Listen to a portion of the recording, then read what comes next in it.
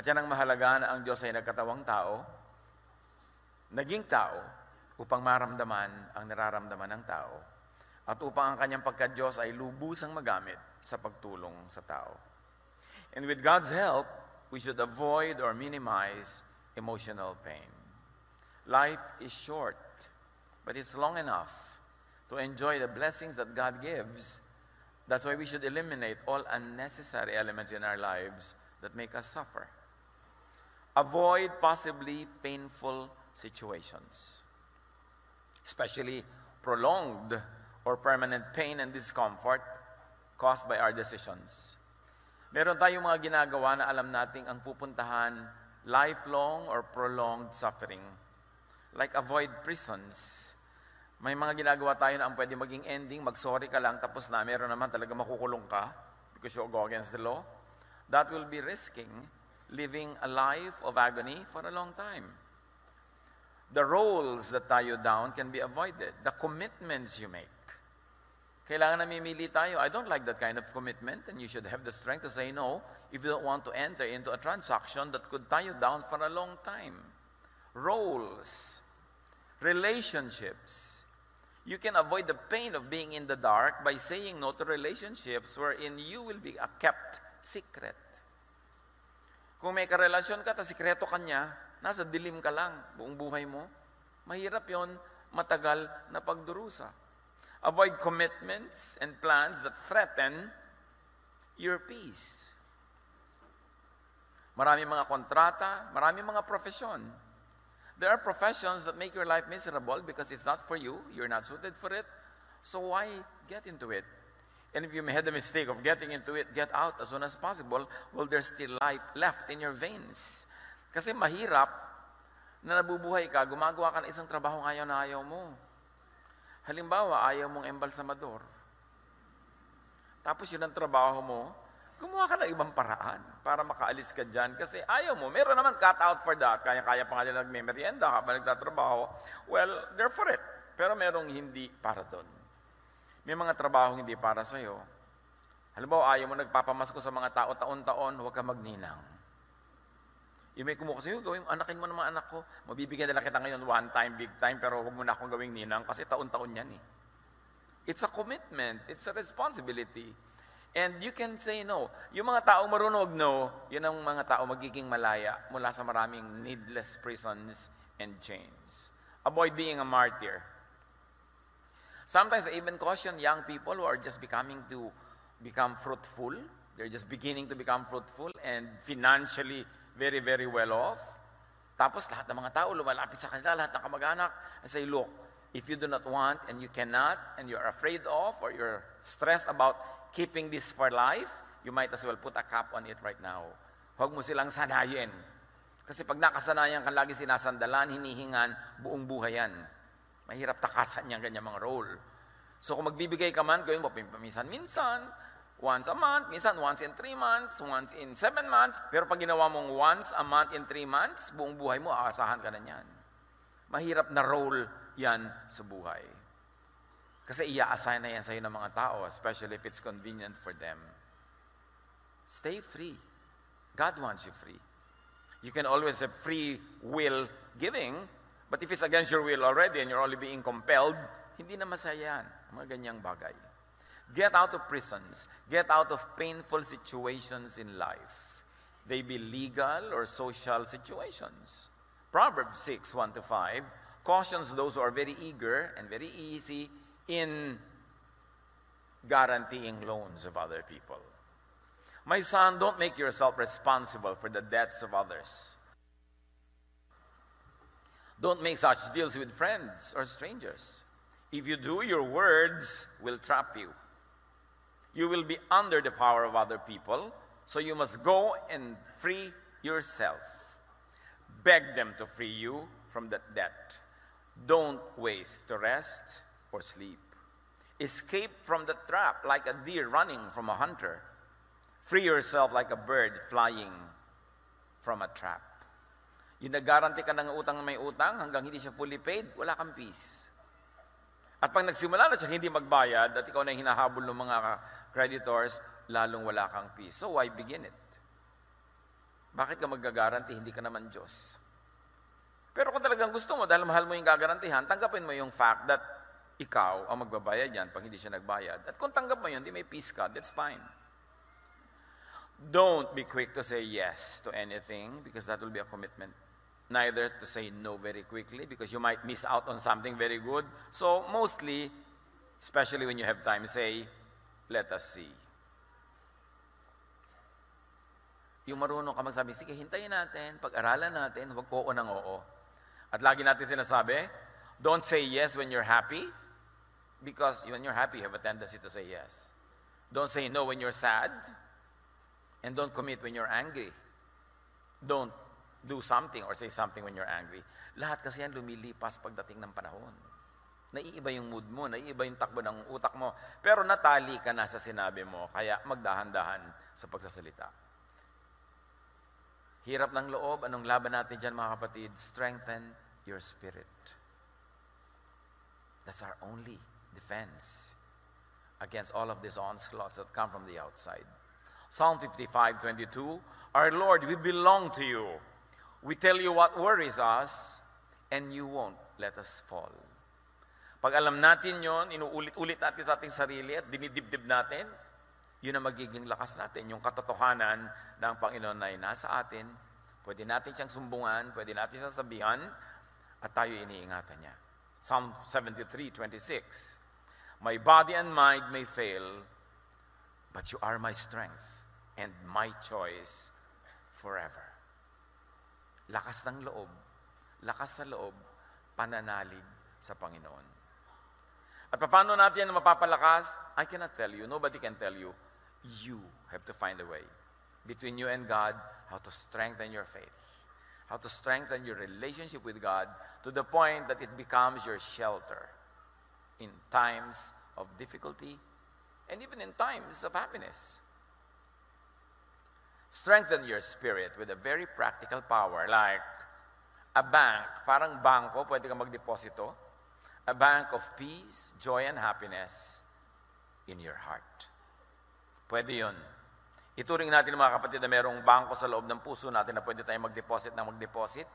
Mag-deposit kayo lagi ng kabutihan, kagandahang loob, kapayapaan. Sa panahon ng gulo, pwede nyo yun i-withdraw to balance you. Romans 14:17, ang paghahari ng Diyos ay tungkol sa matuwid na pamumuhay, kapayapaan, at kagalakan na ipinagkakaloob ng Espiritu Santo. Ganun ang gawin nating lifestyle. Yung tahimik, payapa.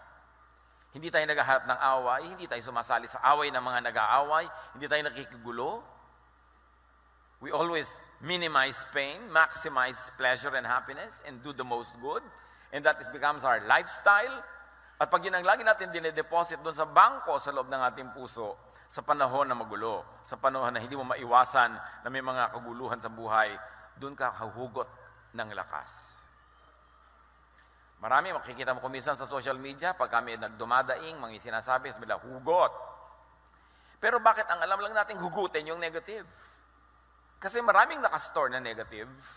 So pag nagalaw ng konti, huhugot ka rin ng sarili mong pain, ng sarili mong sorrow.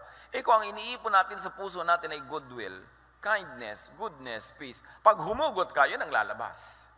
Kapayapaan, tibay ng loob, pagmamahal, tiwasay na buhay.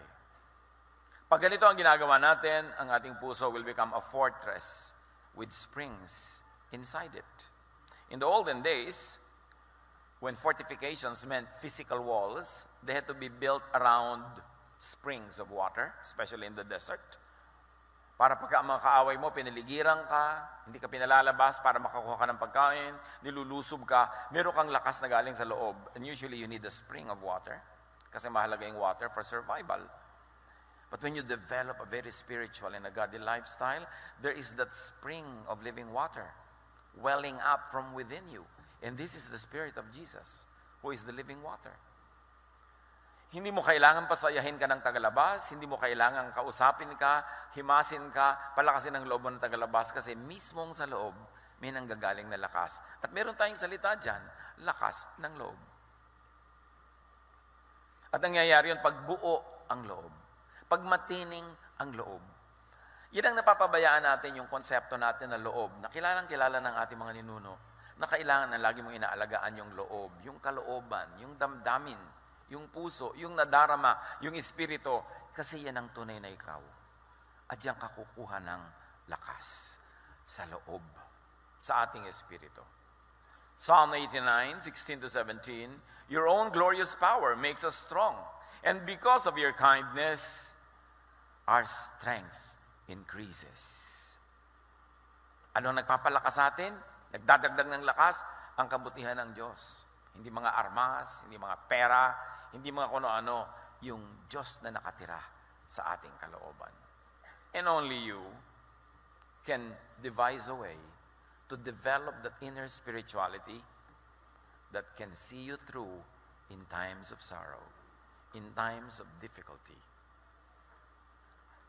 So you strengthen yourself with practical power like a bank of rest, relaxation, and enjoyment. Para rin tayong may bangko sa ating puso, deposit ka ng deposit ng kasayahan, ng kaligayahan, ng pleasure even. Hindi yan masama, basta hindi mo ninanakaw sa iba. Para pagdating ng pain, pagdating ng kasalatan, meron kang huhugutin. At pag humugot ka, ang huhugot mo, yung nakaimbak doon na pleasure, goodwill, happiness, cheerfulness. The first miracle of Jesus was to extend a wedding merriment. May kasalan, sabi sa kanya ng kanyang ina, wala ng alak. At sa dinami-rami ng pwede mong pag-isipan na mas profound miracles that Jesus could have done, why turning water into wine? Because the people had a very hard life. They were working so hard for their elite. They were nearly like slaves. Hindi nahahango sa hirap kahit sila pagod na pagod araw-araw. Konting-konti lang ang recess o pahinga nila pag may kasalan. May libreng pagkain, usually may masarap na alak kasabay ng pagkain, may sayawan, may tugtog. Pag uwian na, bukas trabaho na naman uli yun until the next kasalan. Kaya mga festivals nila, religious festivals, involved giving food to one another, feeding each other, because they lived in poverty. And that's what the people needed, respite from hunger, from their toil, from their very hard life. So Jesus made a miracle to extend a party. And you know what that means? That Jesus wants us to enjoy life. Especially so that He knows that there are many inevitable days of hardship. Kaya dapat habang pwede ka mag-enjoy ka. May party, kumain ka. Hindi kung kailan may party, doon ka pa nag-iinarte ng diet. Tapos pag wala ka na makain, maalam mo, sarap sana ng pagkain kahapon. Pag may wedding, makisaya ka, hindi gusto mo na umuwi agad. Anong oras na? Haba naman wedding na to. Maki-enjoy ka na, nandun ka na eh. Darating kang huli, aalis ka maaga, kaprasong simula, kaprasong dulo, nawala, kulang. Samantalang ang daming days sa pupunta ka sa mga libing, sa mga lamay, dadalaw ka sa mga may sakit. Doon sa mga araw na masaya, may pagsasaya, sumali ka na, itodo mo na, para meron ka maipon na pwede mong hugutin sa panahon ng pangangailangan. Pati sa pagod ng mga disciples, they were serving, healing the sick, counseling, praying for people, feeding the hungry. They never had time to rest. So what Jesus did, Jesus took His disciples on rest and recreation. Dinala niya sa pahinga. Sabi niya, "Psst, balik kayo. Takas tayo dito. Pahinga muna tayo." Ang dami pong gutom, ang dami nagpapa-counsel, ang dami gusto magpa-pray. Kayo muna, magpahinga muna kayo. Ganon si Jesus. Mark 6:31, subalit napakaraming taong dumarating at umaalis. At di na nila makuhang kumain. Kaya't sinabi ni Jesus sa mga alagad, magpunta tayo sa hindi mataong lugar upang makapagpahinga kayo ng kaunti. Ganon ka gusto ni Jesus na ang mga anak niya magpahinga, even from ministry. You are not treated by God as some religious spare part that never mind if you got worn out as long as the machinery runs. No, you are the end user of the ministry. You are not just to be used by and in the ministry. Ganon si Jesus. Napakabait. Bawat kasiyahan na ating nalalasap ay deposito na pwedeng i-withdraw sa panahon ng pangangailangan. So, tuwing merong pwedeng kasiyahan, basta't hindi mo inaagaw sa iba at ninanakaw, lasapin mo. At tuwing merong nagkakaroon ng kasiyahan, let them be. Hanggang hindi naman nila inaagaw sa iyo yung buhay mo o yung ikabubuti mo. Meron naman nagkatawa na lang ng malakas yung katabi sa restaurant, iniirapan na agad ni Manang. Ganyan ba ang Christian kung makatawa? Ano, mga Christian, hindi tatawa. Ang dami-dami na nga nating naturally tinitiis dahil tayo ay nabubuhay ng tama. So yung mga hindi na pwedeng tiisin at yung pwedeng enjoyin, why not? You always maximize pleasure, minimize pain, and do the most good. Itanim mo lang sa utak mo yun. Hindi ka malalayo sa magandang kalooban ng Diyos. Hanggat kaya, hanggat pwede, magsaya. At magpasaya ng kapwa. Ministry yun. Yung nagpasaya ka, daig mo pa nagsermon sa pulpito. May tinulungan kang mahirap, may napapagod, binigyan mo ng pahinga. May nangangailangan, inabutan mo ng kailangan niya. That is high religion.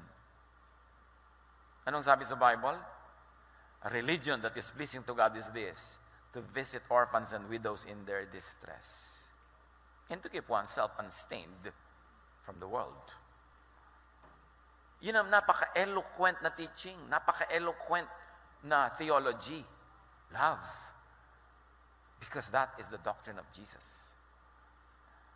Strengthen yourself with practical power like people to share life with. Friends multiply our joy and divide our sorrows. Sometimes then they divide our money. Pero ganoon talaga, di ba? Bigay-bigayan, panahon. Meron ako ngayon, wala ka, so let's divide what I have. Meron ka bukas, wala ako, so let's divide what you have. That's what life is all about. Huwag sobrang maging makasarili na ayaw mo nang maabala ka ng kapwa na hindi ka natuloy nagiging mabait. Sikapin natin na sa buhay natin, kung magpupundar tayo, a few material things and a few good friends. And you invest your time, your talent, your treasure in people so you could develop and nurture a relationship that will bind and will hold in times of need. Ecclesiastes 4:9-12. Two people are better than one. When two people work together, they get more work done. Kaya two women are grinding at the mill, two men are working in the fields. Laging merong mas malaking benefit kung meron kang katulong. If one person falls, the other person can reach out to help. But those who are alone when they fall will have no one to help them. Even in traveling, young people like to travel alone so they can move at their speed, in their direction, the way they want. But when they fall, who will pick them up, especially in a foreign land? You have heard of tourists in beautiful islands, mag-isa lang sila, frolicking in the sun, who step on some exotic something in the sand and get poisoned and die. Na wala nang nagtutulong sa kanila, walang dumadala sa ospital. Remember, the more beautiful the scenery at daytime, the more dangerous at night. Dahil walang tao, walang tutulong sa iyo, walang ospital. You don't want to see people, you want to be alone in a stretch of beach. When you fall, no one will pick you up. But young people don't realize this because they have seen little sorrows yet. Pero pag matanda ka na, pag may beach, sabi mo, nasa ng ospital? Mayroon ba dyan first aid? Yan ang mga hinahanap mo. Sa dami na nakita mo namatay. At naghirap sa buhay, natututo ka na. But those who are alone when they fall have no one to help them. Sometimes in quest for privacy, to do what they want, when they want, however they want, people forget that there will be moments when you will need people. Or you will be needed by people. An enemy might be able to defeat one person, but two people can stand back to back to defend each other. And three people are even stronger. They are like a rope that has three parts wrapped together. It is very hard to break. Ang isang hibla, madaling putulin. Ang dalawa na pinulupot, matibay-tibay. Pag tatlong tinirintas mo, ang tibay na nun. Halos hindi mo na kayang lagutin. Ganon daw ang human relations. So be willing to be bothered when you know yourself that you too will need to bother someone at some time. Ganon talaga ang buhay. Sabi nga ng mga Aleman, so ist das Leben. C'est la vie, sabi ng mga Pranses, ganyan talaga ang buhay. Develop and keep a strong network of human relations. Give and receive. Receive and give. Inhale, exhale. Ganun ang buhay. Galatians 6:7, you will harvest what you plant. And it's a universal rule. All sciences will tell you that you harvest what you plant. So like people and be likable. Para magkaroon ka ng mga matitibay na mga kasama sa buhay. Yung iba naman, ang damot mag-like, kahit sa FB, ayaw mag-like. Yung kumari mo, kutakot-takot na isinuot na costume, pagod na pagod mag-post, ilan-like mo lang, pinagdaramot mo pa. Ang sama-sama na ng loob niya, sabi niya, 3 araw na, 4 pa lang ang like. Like nyo na, para siya subaya. Ano naman nawala sa inyo? Strengthen yourself with the Spirit, in faith. Focus on big issues. You want to be strong? Focus on an issue bigger than your drama. Kaya yung mga nanay, very strong kuminsan, kahit ang dumarating sa buhay, kasi may mga anak na kailangan buhayin. Ganon din yung mga tatay. Kuminsan, may relasyon ka na, ang dami-daming mga sagabal para kasumaya, nandun ka lang kasi meron kang gustong buhayin na ending ng relasyon na yon. You must be dedicated to something bigger than your drama. In the absence of big things, small things become big to small minds. Kaya pag maliit lamang ang goal mo sa buhay, munting bagay, dinaramdam. Munting problema, itinutumba. Munting hirap, bumibigay. Kasi wala kang commitment to something big. Causes that are bigger than your needs, your wants, and your personal drama. John 4:31-34. Alok sila ng alok kay Jesus kumain, hindi pa kumakain. Although this is a metaphor based on real happening, but it's important to absorb what Jesus meant. Samantala, makailang ulit na sinabi ng mga alagad kay Jesus, Rabbi, kumain na kayo. Ngunit sumagot siya, ako'y may pagkain hindi ninyo nalalaman.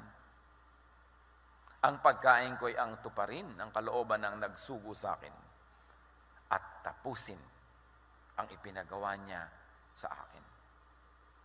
So know and pursue your calling and your mission from God at siguradong magiging malakas ka. Ano man ang mangyari. Ano ang misyon na bigay sa iyo ng Diyos para sa buong buhay? Ano ang misyon para sa taon na ito, sa buwan na ito, sa week na ito, sa linggong ito, mismo sa oras na ito? Pag malinaw sa atin yon, liliit ang mga bagay na nagpapagulo sa atin dahil alam natin kung ano ang dapat malakihin. Even kung ano ang dapat ipagmalaki. Ephesians 2:10, for we are God's handiwork, created in Christ Jesus to do good works, which God prepared in advance for us to do. Lahat ng buhay may saysay. Lahat ng buhay may misyon. At bagay yon kung paano ka nilikha, ano ang talent mo, anong hilig mo, anong gusto mo, saan ka productive, saan ka fruitful, saan ang ginagawa mong masaya yung mga tao na ginagawa mo yon, yun ang misyon mo sa buhay. Importante na alam natin yon. At yun ang pinagtutuunan natin ng ating pangunahing pansin. Hindi yung nagugulo tayo ng mga pang-araw-araw ng ating mundane daily existence na naubos sa mga linggo, taon, buong buhay natin, wala tayong ginawa kundi atupagin yung mga maliliit na bagay na hinihingi ng pagkakataon pero hindi natin nagawa yung malaking bagay na inilikha ng Diyos tayo para yon ay tupdin. Para sa atin, isa-isa, kanya-kanya, para hanapin yon. Pero dapat alam natin, Ano ka talaga? Bakit ka nandyan? Ano ang role mo na ibinigay sa'yo ng Diyos? At hindi lang laging isang role yun. Nag-iiba-iba kumisan yun. Panapanahon. Pero dapat clear. Strengthen yourself in the Spirit. Raise your pain tolerance. Practice handling and overcoming pain. Pati ang paghawak ng mga bagay na masasakit, mahihirap, pinagpapracticean yan. That's why it's good to train young people to handle frustration, failure, sadness, abandonment, rejection, because they will face so much of that their whole life. When you always raise children protected from truth, lagi natin silang, you are the biggest fan of your anak. Na pinasanay mo siya siya lang ang pinakatama, siya lang ang pinakamaganda, siya lang ang pinakakarapat-dapat. Paano pag wala ka na dyan? Ano ang kakasanayan niya? Yung bumaba lang yung grade, nagpapakamatay yung mga ibang bata abroad, ha? Hindi lang pumasa sa exam, tumatalon sa building. Paano? Sinanay sila na dapat lagi kang successful. In many civilizations in the West, and even now coming to the so-called developing world, ang ginagawa ang bata laging competitive. Why teach people to be competitive instead of teaching them to be cooperative? Because you maximize the benefit of living on this planet by cooperating with everyone else, not by competing with everyone and becoming the only winner, rendering everybody else the losers. Nobody loves a winner that way. Pati natin sila turuan makiblend sa mga tao, makisalamuha, makibagay, makipagmabutihan. Imbes lagi nilang itaas ang sarili.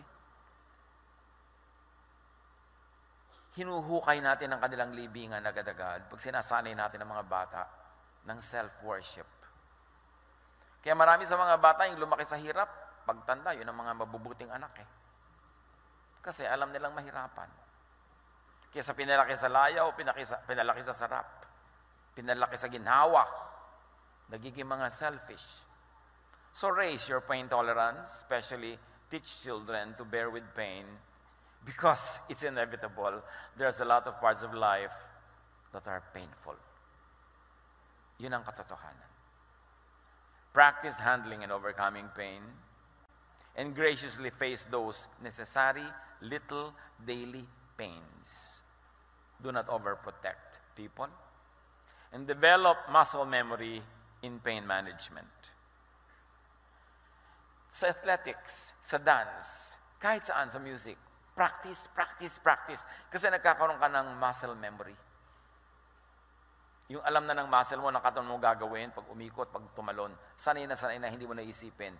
Pag pinractice mo rin ang sarili mo sa hirap, pag dumating yung hirap, alam na niyang gagawin, you will not only survive, you will prevail. Kasi meron kang practice. And one great exercise is to bend and lift others up. Ang ganda yung nagbe-bending ka, tapos iaangat mo yung mga taong natumba, nahulog. Hindi yung exercise mo is to jump. Tapos paglulunod ng dagan mo at pagtatatalunan mo yung natumba. Kailangan lagi tayong tumutulong sa kapwa. Merong hiwaga na pag tumutulong ka, ang ending, ikaw ang natutulungan. May hiwaga yon, pero totoo yon. Commiserate with others. Matutong makiramay. Matutong sumali sa buhay ng mga tao, even at the point of sometimes sacrificing your schedule for that day, for that moment, dahil may inaccommodate kang iba. Romans 12:15, mourn with those who mourn. Master the spiritual skill of resting in Jesus. Yung pagod na pagod ka, rejected na rejected, bigong-bigo, sabi ni Lord sa Matthew 11:28, if you are tired from carrying heavy burdens, come to me, and I'll give you rest. Hindi ka pumasa sa exam, ikapito na. Go to Jesus, He's going to give you rest. Niya anak, ganyan talaga. Bibigyan ka niya ng dahilan para matanggap mo yan, magpahinga ka, at kung kailangang ulitin mo, pero hindi naman bukas agad, rest. Nakakapitong nobyo ka na. Wala pang matapat na tama. You have kissed so many toads and nobody turns out to be a prince. Ang dami-dami ng kulugo ng uso mo. Kahalik mo ng palaka. Sabi ni Lord, come to me and I'll give you rest. Yung babae sa balon, sabi ni Jesus, call your husband so we can correct your life. Sabi niya, I have no husband. Sabi ni Jesus, you're right. Because the 5 men that have been through your door were never your husband. And the man in your house right now is not your husband either. Call him anyway. Hindi siya nang-condemn. Pero ang ibinigay niya, alam niyo ginawa ng babae niya, iniwan niya yung palayok na pang-igib niya ng tubig, kasi siguro pampaligo ni Pogi. Kaya tanghaling tapat, umiigib ang babae, kailangan siguro ng lalaki sa bahay ng tubig. Iniwan niya yon, sinabi niya sa mga taong bayan, may nakausap ako, sinabi niya ang buong buhay ko sa akin. Ito na kaya ang hinihintay natin. And the whole town went to Jesus and prevailed on Jesus to stay 3 days to teach them. You see? Nagkaroon siya ng bagong priority, hindi lang umigib ng tubig, kundi naging missionary siya ng Panginoon at nakakita siya ng kabuuan sa kanyang mga kulang sa buhay. Ang binigay ni Jesus, hindi condemnation, rest. Saan kayo kailangan magpahinga? Kay Jesus kayo magpunta kasi siya magbibigay ng rest. Yung iba, kumisan sa times, magulang mo pa. Pagod na pagod ka na, sisisihin ka pa, papagalitan ka pa. Pero kay Jesus, rest. Nasubok niya na ba yan? Sabi niya, come to me. Do it my way. And you will find rest. Sabi niya, my yoke is easy and my burden is light. You will find rest for your souls. Para ka na bang turumpong ikot ng ikot, hirap na hirap ka na? Lakad ka ng lakad, doon ka pa rin, pagdating mo, nandun ka pa rin, kasi pala sumakay ka lang sa Ferris wheel. Wala ka nararating ikot ng ikot. Sabi niya, come to me, I'll give you rest. 1 Peter 5:7 echoes this, cast all your anxiety on Him, for He cares for you. So survive emotional pain, but first, accept your pain. Lahat tayo may daladalang pain. Kung malungkot ka ngayon, edi malungkot ka. Yung iba naman kasi namatayan, iyak ng iyak yung namatay, huwag ka na umiyak. Kailan ako iiyak? Nakita mo ngayon namatay eh. Bukas pa ako iiyak. Sabi sa Ecclesiastes 7:14, when times are good, be happy. But when times are bad, consider this. God has made the one as well as the other. At sabi na Ecclesiastes 3, talagang may time to weep, may time to laugh, may time to be happy, may time to be sad. So para ma-minimize ang stress mo sa buhay, flow with time. May oras talagang ganon. Hindi naman lagi yan eh. Not even sorrow is permanent. Not even pain is permanent. But when it's there, face it, let it happen, and it will pass. Lamentations 3:31-33, mahabagin si Yahweh at hindi niya tayo itatakwil habang panahon. Bagamat siya'y nagpaparusa, hindi naman nawawala ang kanyang pag-ibig. Hindi niya ikinatutuwang tayo'y saktan at pahirapan. Kaya yung parusa na yan, dapat nating unawain. Pag mayroong may nagawang mali, sasabihin ng iba, ayan, pinaparusahan ng Diyos. God does not step down from His throne and make an individual choice to make you suffer when you do something wrong. Parusa is automatic consequence of natural law. Kahit ka madadasalin, naglakad ka sa madulas na daan, nadulas ka, may gravity, tumama ang ulo mo sa bato, nabiyak ang iyong utak, namatay ka. Natural law. Hindi kailangan sabihin ng Diyos, naglalakad siya, itutumba ko siya, at tama ka ulo niya sa bato, bubulwak ang kanyang mga utak, at siya'y mamamatay. No, that's natural. So to respect God, you have to respect natural law. Kaya sabi, bagamat siya'y nagpaparusa, which really means He lets nature take its course.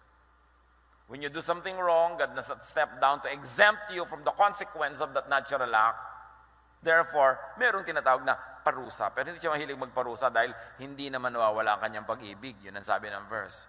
He loves and rescues. And when God rescues us from the natural effect of our natural causes, yun ang tinatawag nating miracle.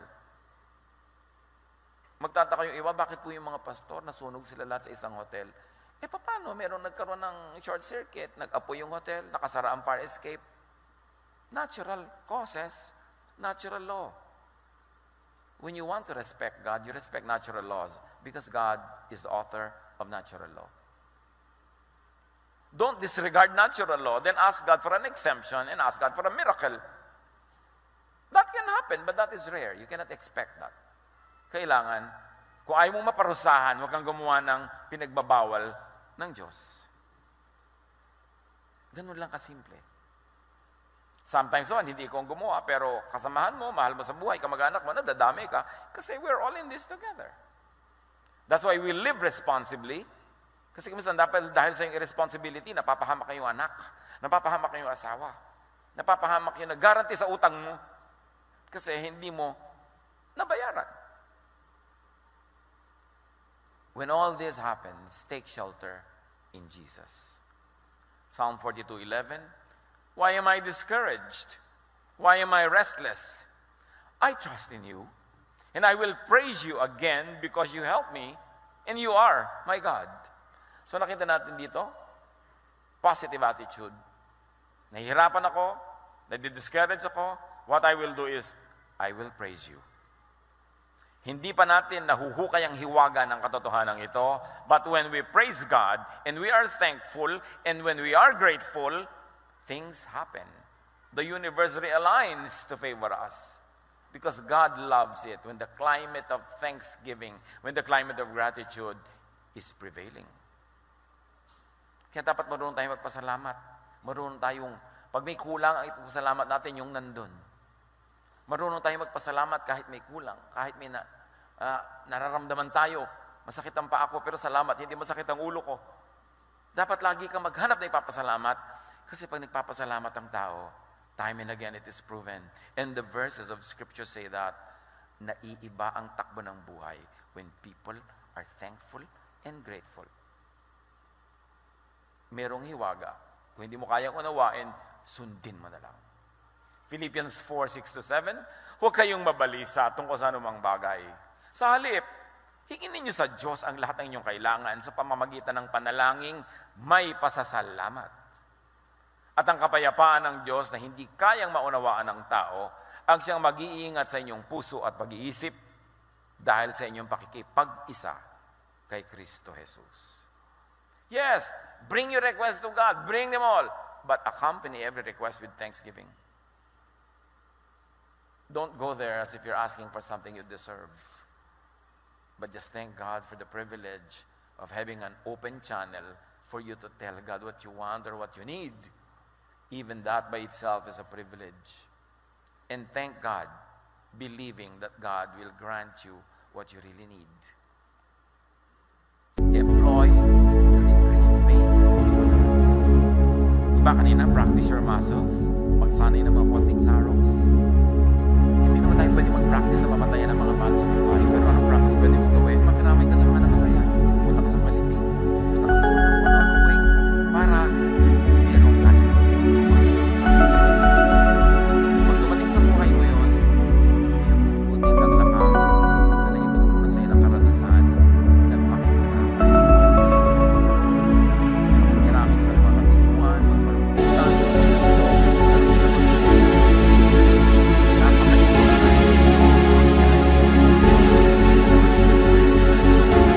kailangan ng papahirap sa atin. Ngunit hindi kami nalulupig. Kung minsan nababagabag, ngunit hindi kami nawawala ng pag-asa. Inuusig kami, ngunit hindi pinababayaan. Napapatumba kami, ngunit hindi lubusang na ilulugmok. Ganun yung merong lakas sa loob. Nadadapa ka rin, nakakamali ka rin, nagkukulang ka rin, nalulungkot ka rin, nakakalimot ka rin paminsan-minsan, pero hindi yan sumasagad.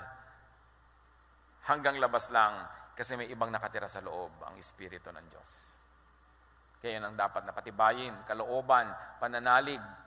Everything is won in the spiritual realm. Our battle is not against flesh and blood, but against principalities in the air.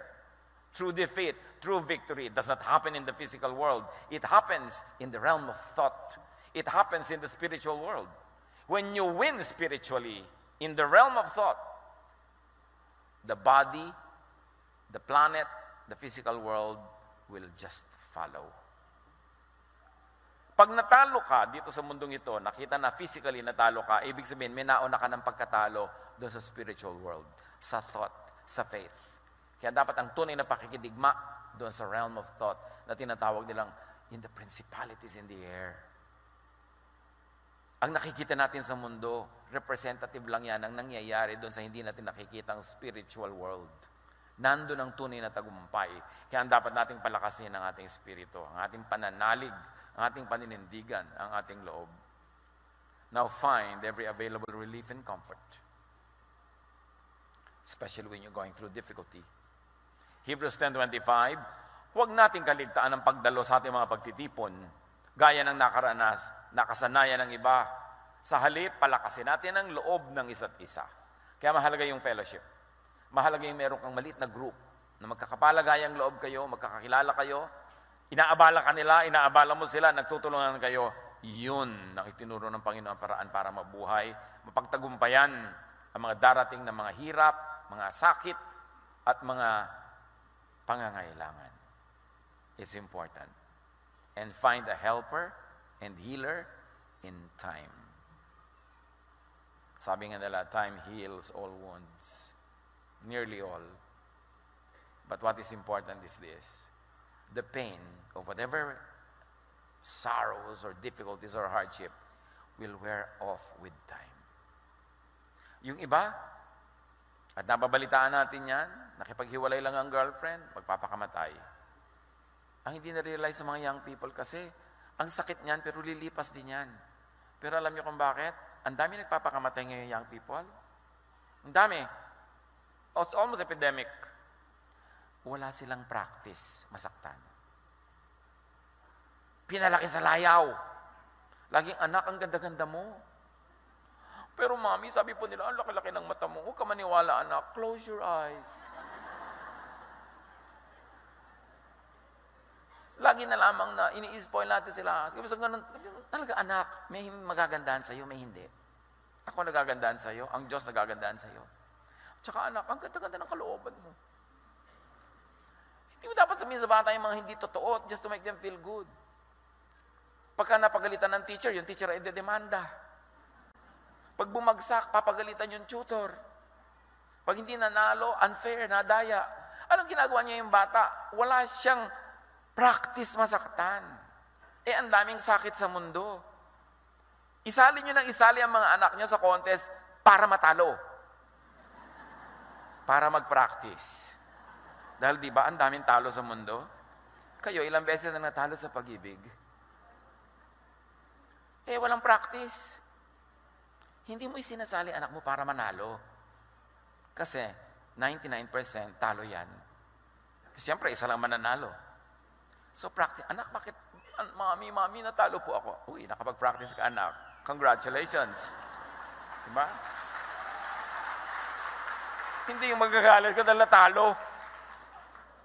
Kaya marami nagpapakamatay ng mga anak ngayon, ng mga magulang, pinalaki sila sa layaw. Walang practice.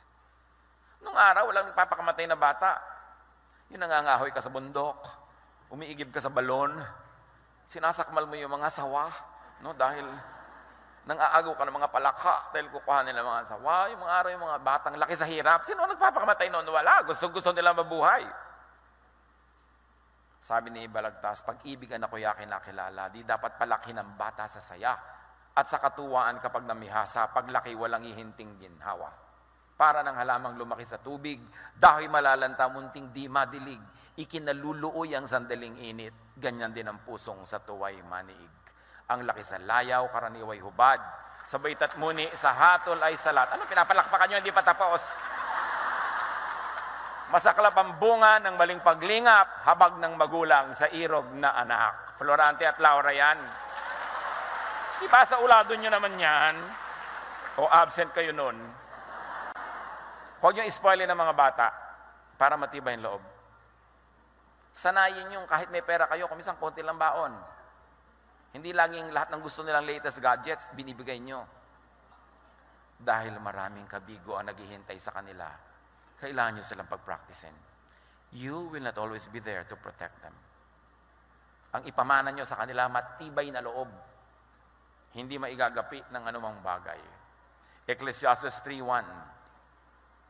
Ang lahat sa mundong ito ay may kanya-kanyang panahon, may kanya-kanyang oras. So oras ng kabiguan, di mabigo. Oras ng masaya, magsaya. Just survive the day, the hour, the minute. At pag hirap na kayo, ito sabihin nyo, this too will pass.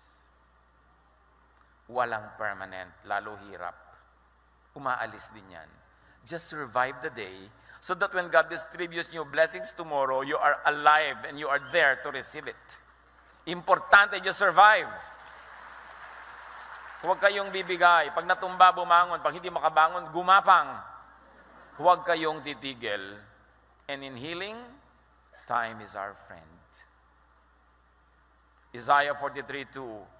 Kapag dumadaan ka sa malalim na tubig, sasamahan kita. Tumawid ka man sa mga ilog, hindi ka malulunod. Dumaan ka man sa apoy, hindi ka masusunog. Hindi ka matutupok. Kasi mahal ka ng Diyos. Just survive.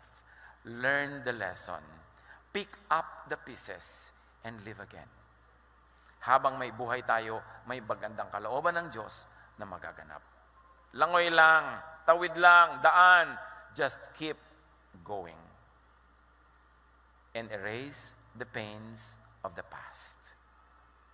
Do not live in the past. Do not relive the past. Lalo kung painful, kalimutan mo na. Philippians 3:1, I forget what is behind and I struggle for what is ahead.